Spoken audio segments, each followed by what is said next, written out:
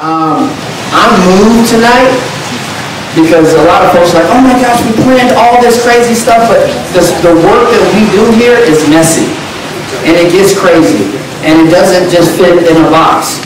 Like, we got to move on the go. We got to get things together. And people's lives are messy and crazy. And so I think this is actually awesome because now you get to see what's going on in this community. And so thank you so much. Johnny is the man. Can we just give it up for him real quick?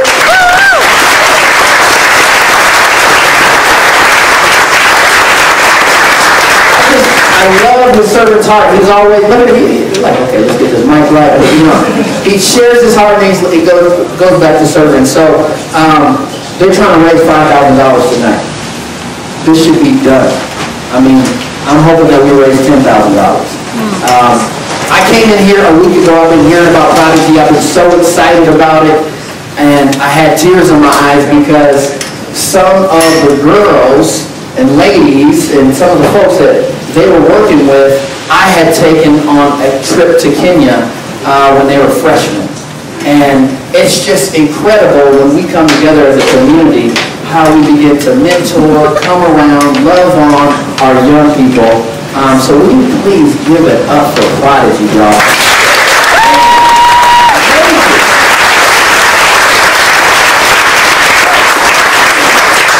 Thank you for what you do. We brag about Denver's unemployment rate being 2.9%, but then we get in this part of the city and it's triple and even quadruple that, especially with teenagers. And so you're hiring the folks that no one else wants to hire. We just thank you, thank you, thank you. Not only doing that, you're giving folks dignity.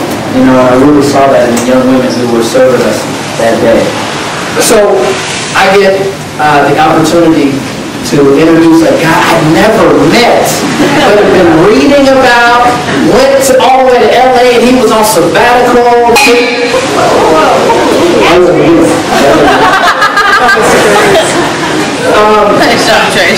And I just want to say real quick, we took a group of fellas, and I just want to make sure you know who they are, Charlotte. Rub your hands in the air, wave like this. Okay, Gerald in the back, what's up? So we had a group, and we just, can y'all hear? Okay, cool. I see the heads nodding. We had an incredible time out there to really say, how do we take this to Denver in a different iteration? Prodigal's doing what they're doing, Grass is doing what they're doing. We just want to make sure we have many different iterations, job opportunities in our different neighborhoods, all under this umbrella of homeboys, or, you know, like Charray calls it, maybe we can call it doing it for the homies. You know, that's what he used to call it. So whatever it is, how do we have it in all these different neighborhoods? But how I know this man is he wasn't even present, but we got a chance to see this model that he had created, and it went through seamlessly. We were blown away by how this whole homeboys industry was run, and the people were so connected, and it was just so amazing. And so, you know, you really know a leader when they get out the way and they're done, and you really get to see those who are following him or her, how the product is moved along. And we were just blown away. And we want to bring that spirit back here to Denver and get something going. And so if you have not read the book, Tattoos of the Heart, by Father Greg Boyle, you need to. You need to dive into it. It is incredible. It's a book I read about 3 or 4 years ago before I even got on city council, and it's something that I wanted to be a part of for a long time. This is the last thing I say before he gets up here. Denver is one of the hottest cities in America. It's a leading global city, but if it doesn't make sense for the least of these, it doesn't make sense at all. And so what we're trying to do is even a scorecard. We're trying to give folks who've had a tough end and tough break in life an opportunity. And that's what this man is about, and I'm excited to introduce Father Greg Boyle.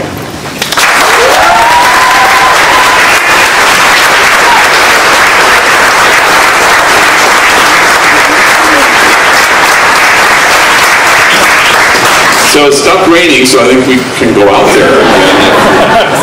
that wouldn't be too much of a list then. We don't know what rain is where we come from. This is very foreign to us. Lewis and Fabian helped they spoke all day long, and I said I'll speak at night. So, and it was really a privilege to be with the Grass people and the Prodigy folks, and it's an honor to count you as part of the Global Homeboy Network. Although I heard a homie giving a tour the other day, and he called it the Homeboy Global Warming, which, you know, apparently. So, yeah, it's the privilege of my life for 30 years to have worked with gang members, and a lot of you have heard my stuff before, and I don't care. I'm just going to go ahead and say what I say, you know. It's an honor to travel with Fabian and Lewis, you know, and I've known them for a long time, since they were little kids, actually. And now they run the place, which is nice to hear that I don't have to be there, and God knows, you know, it's nice to have ownership. And the homies said the day will never come when I have more courage, or I am more noble, or I'm closer to God than the thousands of men and women who walk through our doors. There was a homie who grew up in the organization, but also became one of the, we have many homies who give talks, and he was giving a lot of talks, and he was quite good at it, and we went out to dinner, and he was giving me tips on how to speak publicly. And he said, you know, you have to pepper your talk with self-defecating humor. I said, yeah, no shit. Some good advice there. So I'll try to pepper my talk with some of those things. You know, there's a vision of that kind of undergirds Prodigy and Grasp, and it's about standing at the margins. Because here's the truth: if you stand at the margins, you look under your feet, the margins will get erased because you chose to stand there. It's really that simple. And you choose to dismantle the barriers that exclude, and you imagine a circle of compassion, and then you imagine nobody standing outside that circle. And to that end, what Prodigy and Grasp seek to do is, you know, stand where the folks are standing, and you stand with them, with the poor and the powerless and the voiceless. And you stand with those whose dignity has been denied, and you stand with those whose burdens are more than they can bear. And you stand with the easily despised and the readily left out, which is a great joy to be able to do that.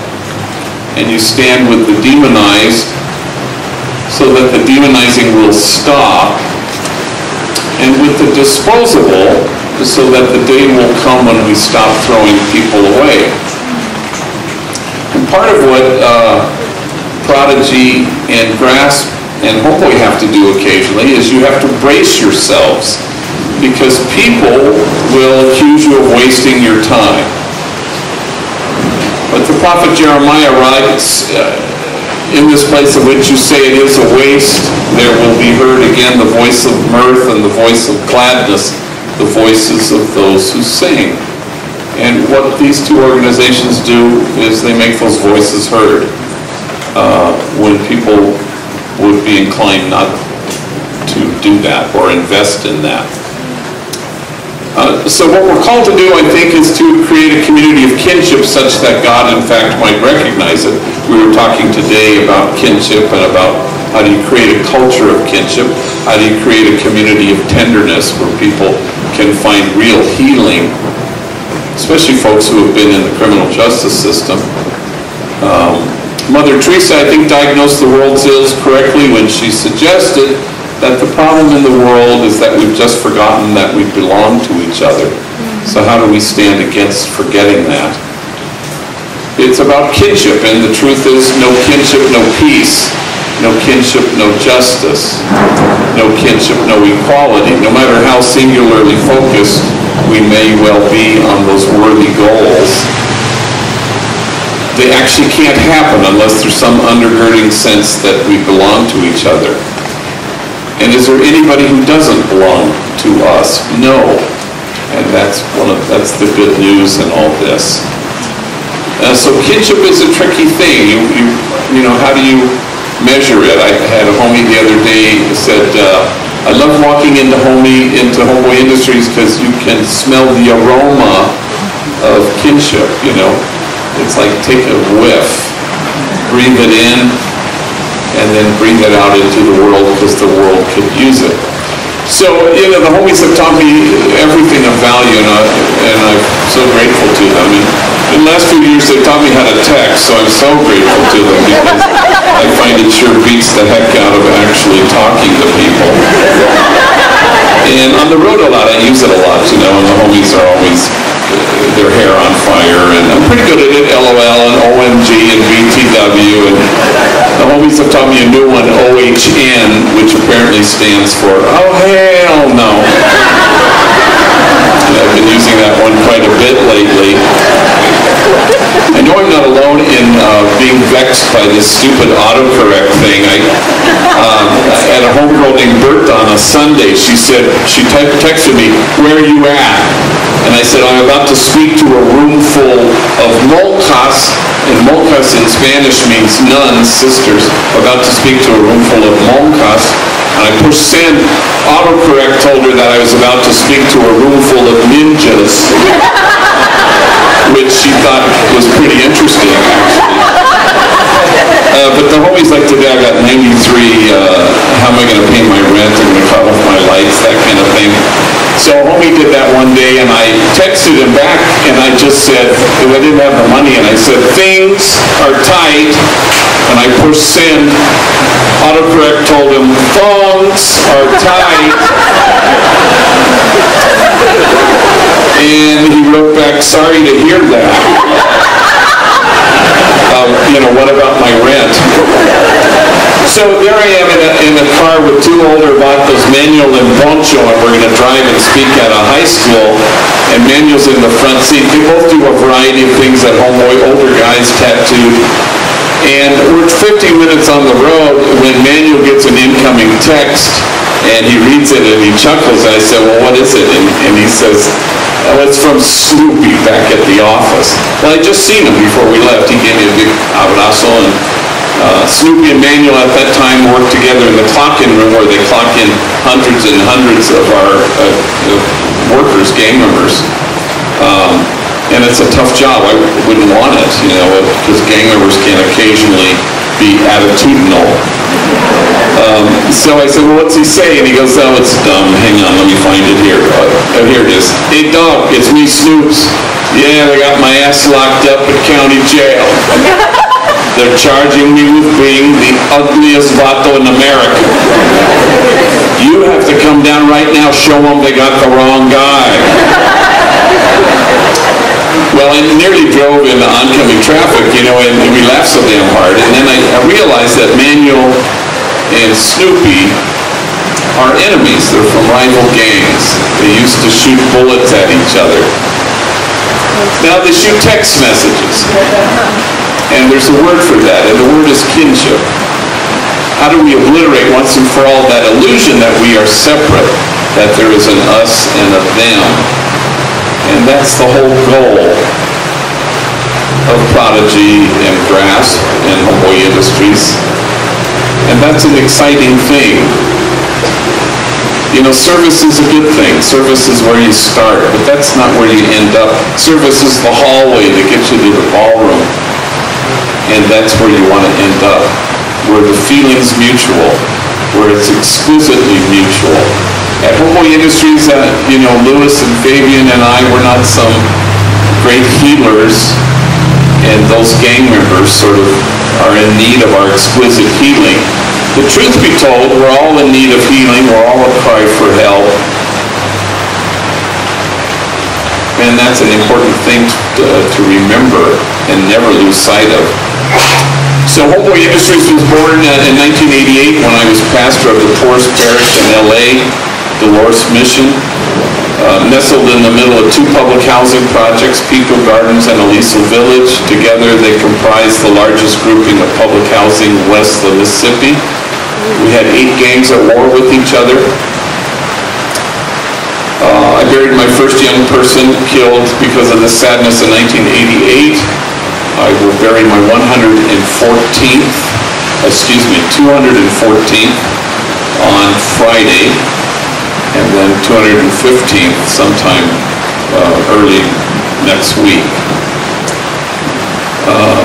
I've had a burial once a week for the last 6 weeks, which hasn't been true for many, many years. Half of them killed by police, actually. So things are strange again. So we started a school. That was the first thing we did. There were a lot of junior high, middle school age gang members who had been given the boot from their home school. Nobody wanted them, so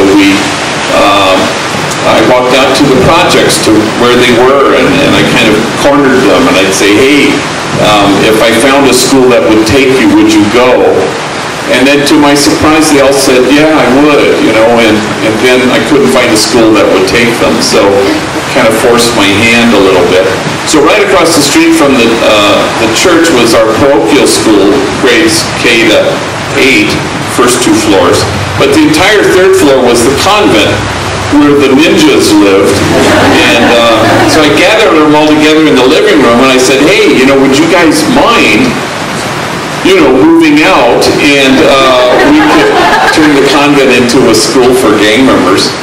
And they said, sure. I mean, really, it was that simple. And so, then we had all these gang members showing up on church property, which kind of created something of a disconnect, because people started to say, aren't churches supposed to be hermetically sealed, good people in and bad people out? And so that was a good gospel challenge, I would call it. And then they kept saying, as Johnny said, if only we had jobs. So myself and the women, we marched around the factories that surrounded the housing projects trying to find felony-friendly employers, and that wasn't so forthcoming. So we invented things. In those days, we would do these crews, maintenance crew, landscaping crew, a crew to build our child care center, graffiti removal crew. And we did the best we could because people weren't willing to hire gang members. And then the unrest happened after the Rodney King beating, and April of 92. And our community didn't explode. It was the place of the highest concentration of gang activity anywhere in LA, poorest place, and it didn't explode. So the LA Times asked me, why didn't this place ignite? And I said, I think it's because we had 60 strategically hired gang members, enemies, who were invested in the place, and who had a reason to get up in the morning and a reason not to gangbang the night before. And I think that was actually the truth. And so a movie producer named Ray Stark, who happened to have $500 million, summoned me to his office. And I said, Ray, break bread, kick us down with some confetti out here. And he said, well, what should I do with our money? And my money. And I said, well, you could buy this abandoned bakery across the street from the church. It has ovens. We could put hairnets on rival enemy gang members. We could bake bread. We could call it Homeboy Bakery. So that really was the extent of my entire business plan. And he said sure, so he funded the sucker, and we were off and running. And a month later we started Homeboy Tortillas in the Grand Central Market, which doesn't exist now, but it did then. We changed our name from Jobs for a Future to Homeboy Industries, as if there was any industry involved in this thing. And not everything worked. I'm always the first to admit it. Homeboy Plumbing really was not hugely successful. Who knew? People didn't want gang members in their homes. I didn't see that coming. And no, nobody ever kind of intends to do this thing. People come to our headquarters and they say, how'd you think this up? And the truth is nobody thinks anything up. You back your way into stuff, you add stuff, and next thing you know, we're the largest gang intervention rehab reentry program on the planet. So we have 15,000 folks a year walking through our doors trying to imagine a future and redirect their lives. And so the centerpiece is this 18-month training program, of which Louis and Fabian are vital supervisors of that crowd.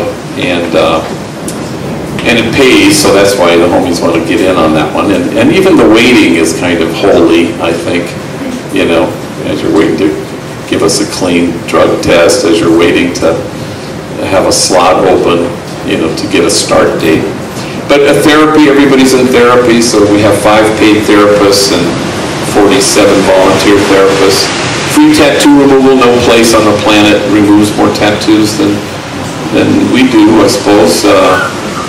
3 laser machines, 1 paid physician assistant, 40 volunteer doctors. I don't know what we're at now, something like 30,000 treatments a year or something.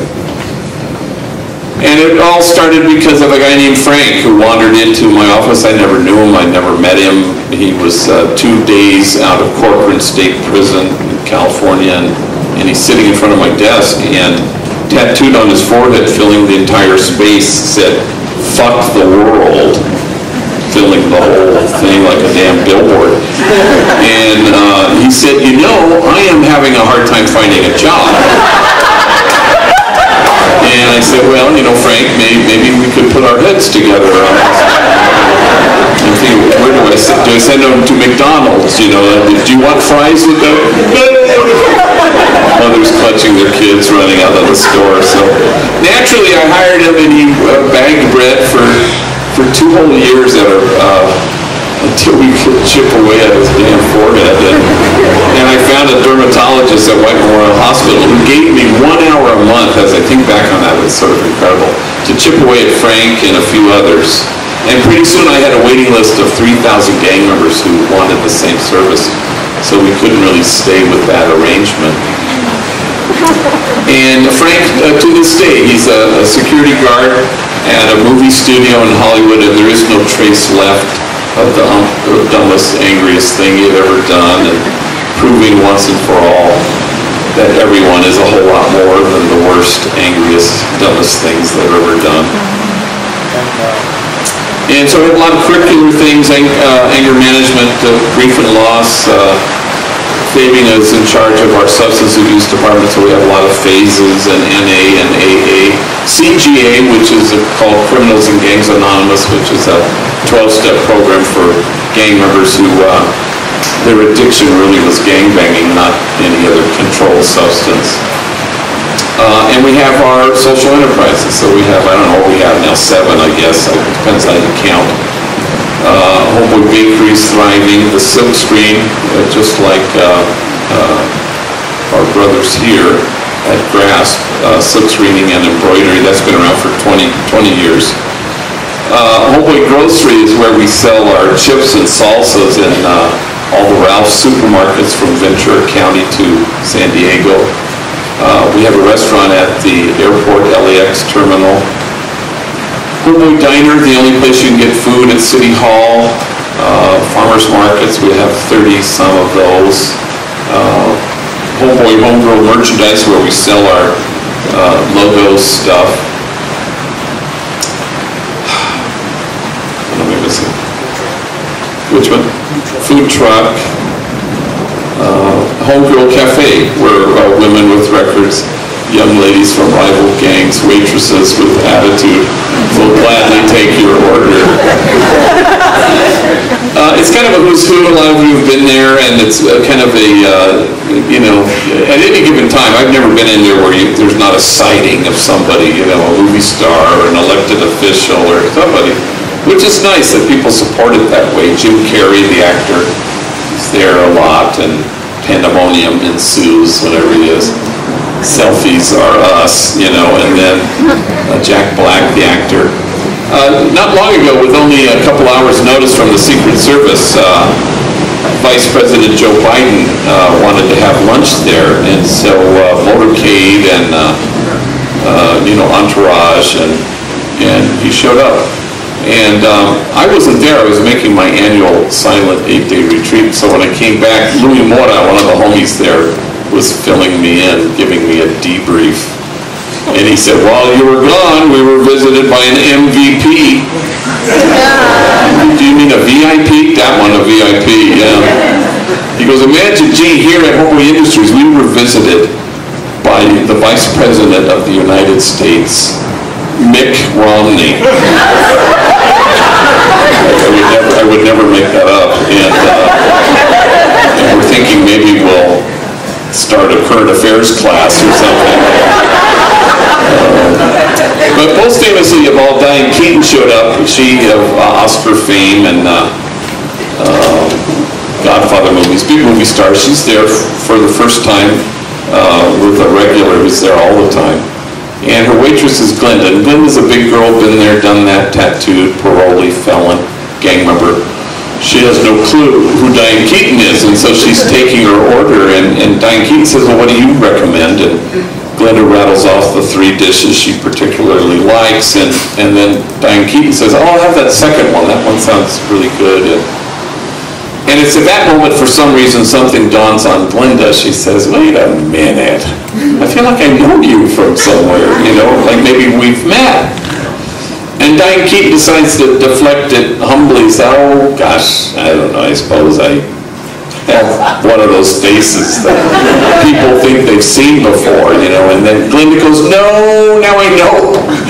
We were locked up together.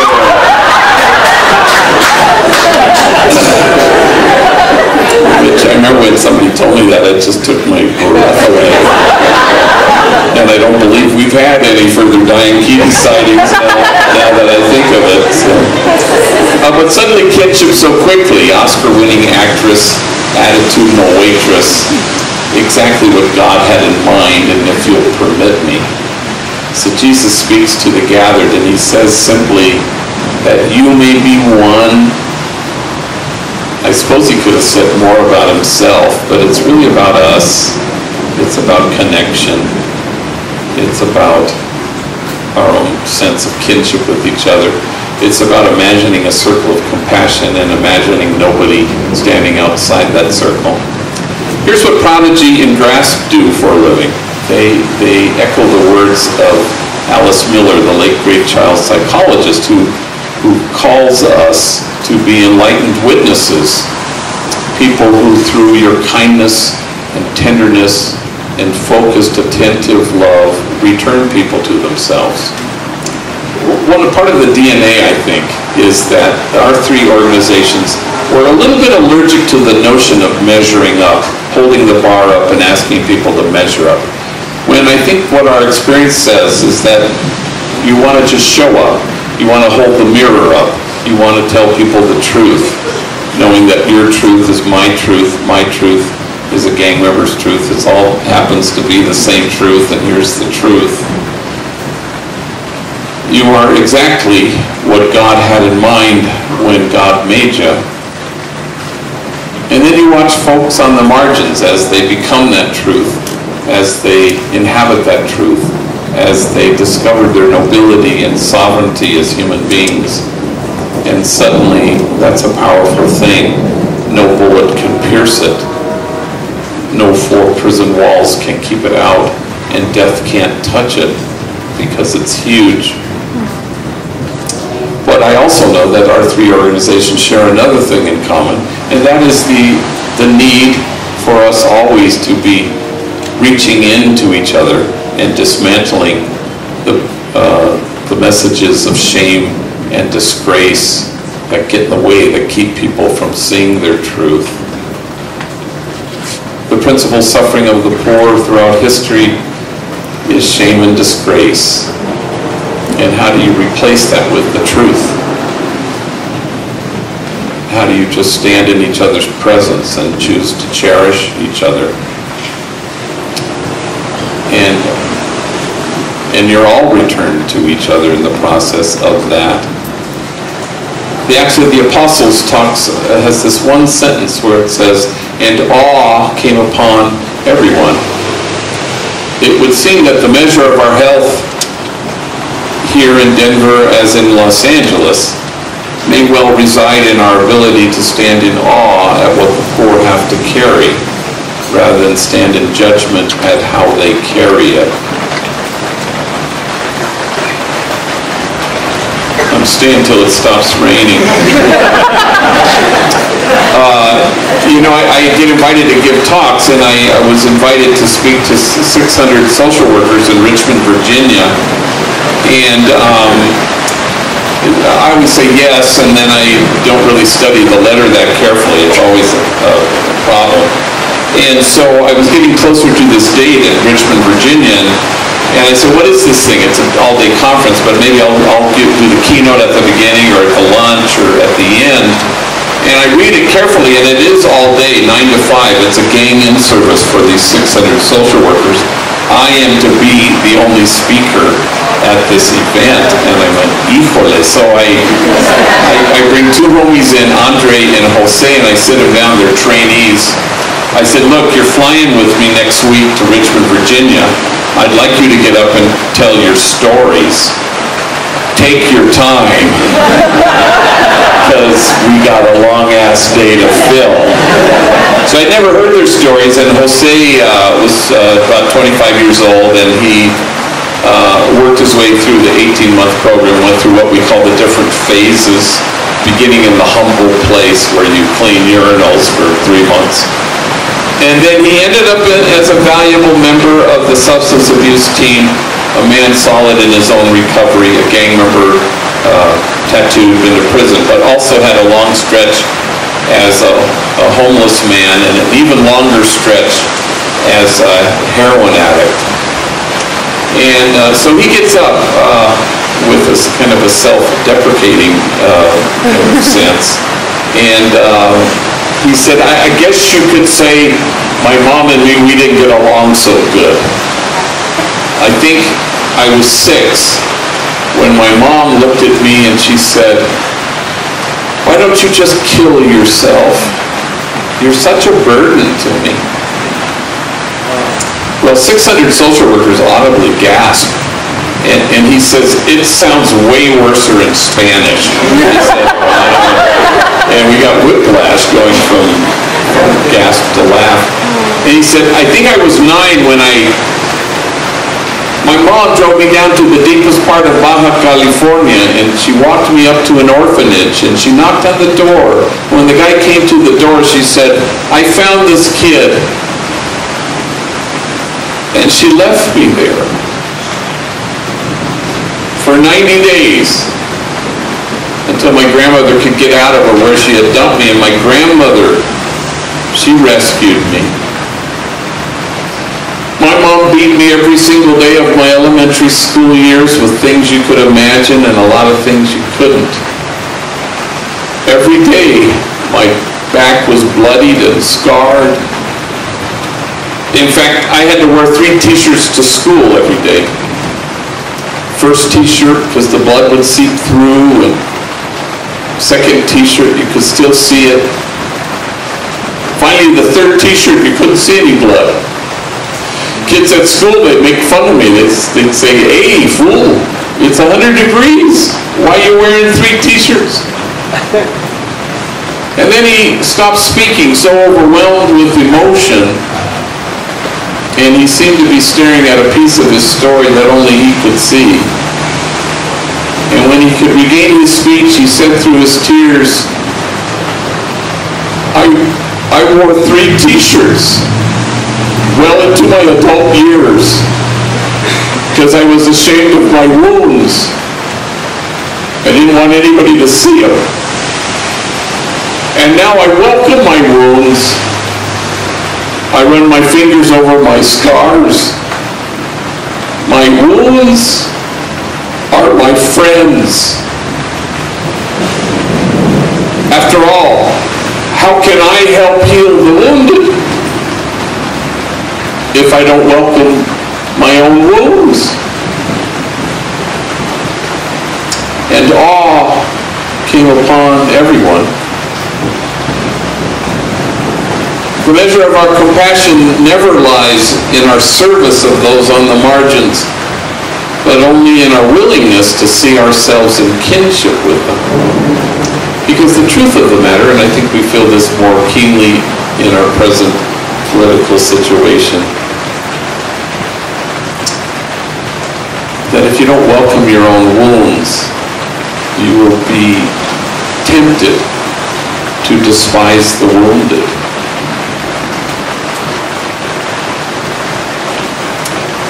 Anyway, that just doesn't want to stop. We don't know that in LA, what that is. I'm going to kind of wind it down because you've been here a long time and cramped, and some of you are soaked. I was watching Menace to Society. Yeah, that's right. That was back in the day. You know what? That's right. So I was interviewed once on the Christian Broadcasting Network by this nice Christian lady, and she was asking me what we do at Homeboy, and I basically said that litany I just said to you, of tattoo removal and job training and classes and therapy and accompaniment and a therapeutic community of tenderness. And I went on and on and on, and finally when I finished, she made a face like she had smelled something foul, and she said, yeah, but how much time each day at Homeboy Industries do you spend, praising God? And I looked at her and I said, all damn day. And I don't believe she liked that answer. But I don't know, I think about that sometimes because people do this. People say, what's the spiritual part of what you do? And I don't know, how do you excise the spiritual part from what you do here at Prodigy or at Grasp? I don't know, it's all part of the air you breathe. And then it begs the question, what kind of praise does God have any interest in anyway? And I'll end with this story. And that rain better be done by the time I'm finished. So it occurs to people sometimes to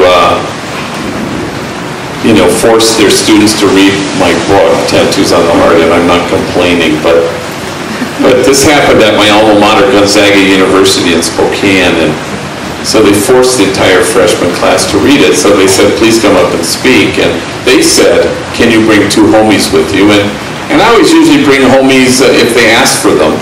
And I always, my way of choosing I always bring enemies just so that they are forced to share the same hotel room together just to mess with them. And I always take homies who have never flown before because just for the thrill of seeing homies panicked in the sky. I went to D.C. recently, and 2 older guys, been to prison and a long time, never been on a plane, and a homie very seriously said, are we flying Virgin Airlines because this is our first time? I said, as a matter of fact, yes. They require this. And then later you can fly Delta if you'd like to. So anyway, I brought 2 guys, Bobby, who was an African-American gamer, worked in the bakery at the time, and Mario, this tall, skinny drinker water who worked in our merchandise store. And I've done this hundreds and hundreds and hundreds and hundreds of times with men and women, take them on trips on planes, but I've never taken anybody more terrified of flying than this poor kid, Mario. He was like hyperventilating.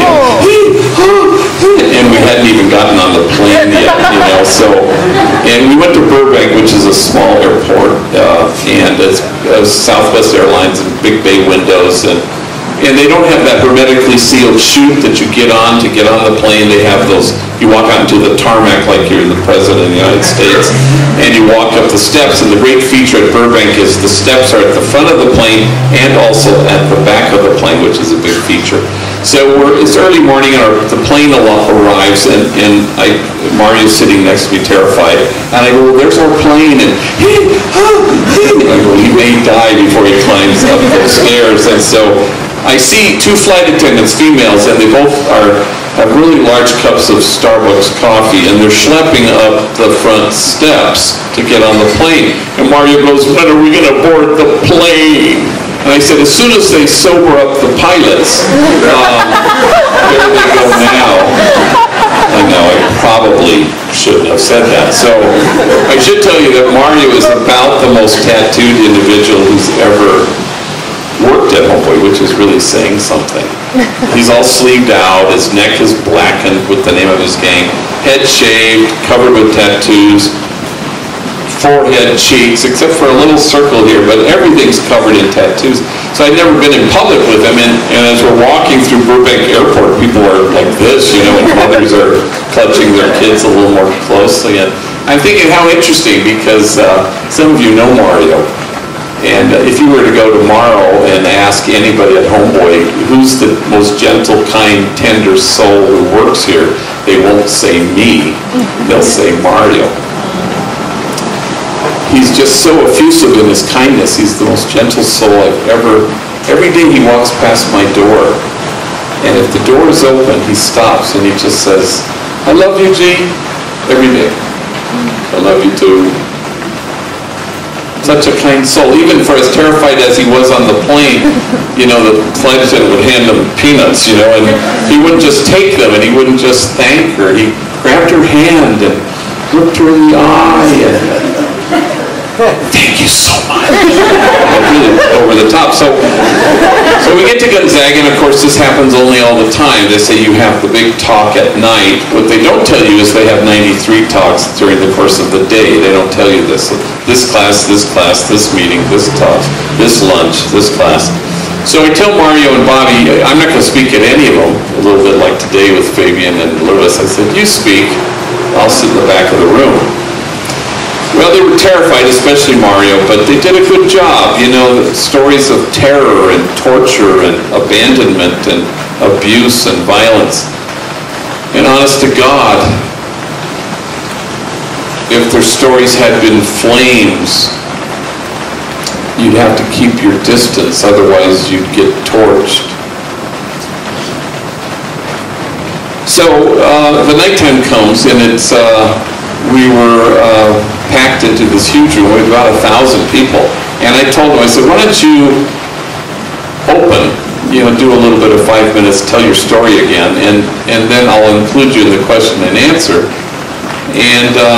And they were terrified, but they did a good job. And so I did my 45 minutes, and then I invite them up to stand next to me at the microphone. Yes, ma'am. And a woman over here stands. She goes, yeah, I got a question. It's for Mario. Very first question out of the gate is for Mario. Mario, this tall drink of water, comes stand and grabs the microphone. Yes. And he's just as terrified of answering this question as he was of flying. And she said, well, you say you're a father, and your kids, a son and a daughter, are about to enter their teenage years. What wisdom do you impart to them? You know, what advice do you give them? And Mario closed his eyes and he grabbed the microphone and he's getting a hernia trying to come up with whatever the hell answer he wants to give, and he's just trembling, and I can feel the emotion building in him when suddenly he blurts out, I just... And as soon as he says those two words, you can see him retreat back into his closed-eyed retreat, and now it's triggered an even deeper level and ocean of emotion. And he's trembling, but he wants to get this sentence out, and he's crying. And he looks at the woman and he finally says, I just don't want my kids to turn out to be like me. And there's silence. Until the woman who asked the question stands, and it's her turn to cry. And she looks at Mario and she says, why wouldn't you want your kids to turn out to be like you? You are loving, you are kind, you are gentle, you are wise. I hope your kids turn out to be like you. And 1,000 total perfect strangers, enlightened witnesses, each one of them, stands, and they won't stop clapping. And all Mario can do is hold his face in his hands, so overwhelmed with emotion that this room full of strangers had decided to return him to himself. And here's how it works. The whole audience was returned to themselves in this exquisite mutuality.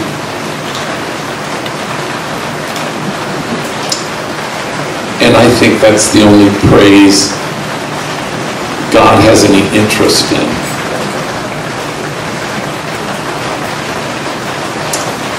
So, Prodigy, grasp, and stand at the margins. Because if you stand at the margins, they'll get erased. And the circle widens so that nobody is outside of it anymore. And grasp and Prodigy, they've all ceased to care if anyone accuses them of wasting their time. For in this place of which you say it is a waste, there will be heard again the voice of mirth and the voice of gladness, the voices of those who sing. And making those voices heard is the job description of everyone under this roof at the moment. Thank you very much.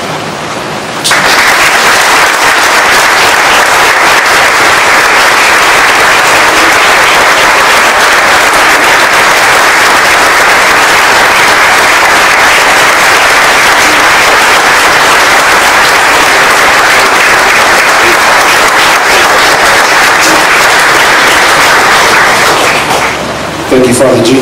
Let's give it up for him one more time.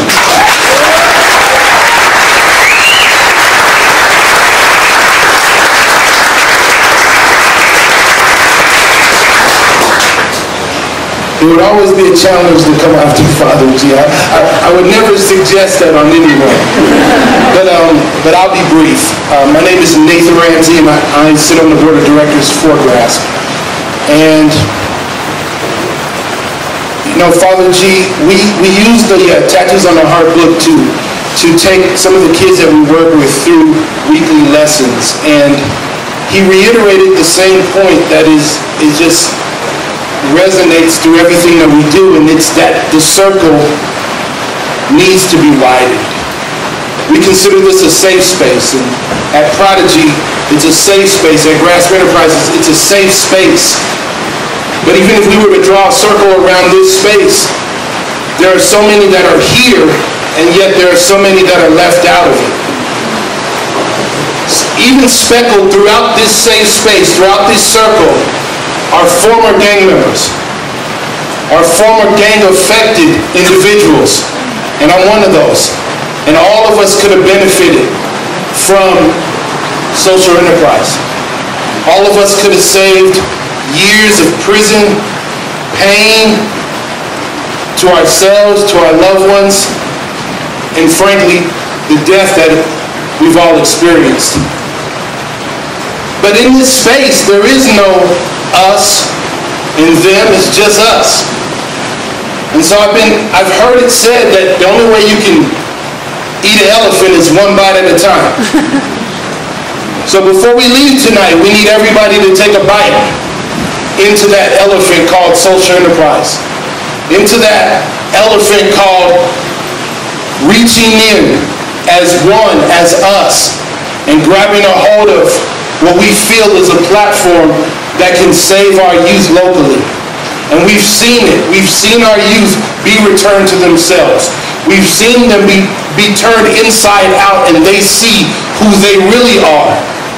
We've seen the lies of the streets that they've come to know that's not really them. But the safe space creates a place where they can be free to be who they are, to fail, to grow, to learn, to love, to change. And so we need your help. So at the counter, right here where the square space is, we'll be taking donations here, and at the tablet here we'll be taking donations. Please, before you leave, stop off at one of these. We thank you. Have a great night.